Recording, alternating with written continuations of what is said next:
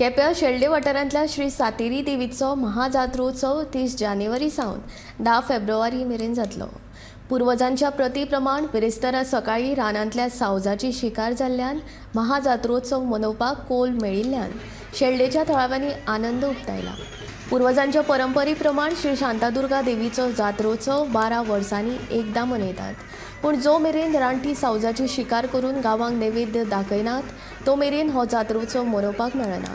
तशेंच रानटी जनावरांचो शिकार 12 दिसांत जावंक ना जाल्यारूय हो देवीचो जात्रोत्सव मनोवपाक मेळना अशें मत गांवकारांनी उक्तायलें।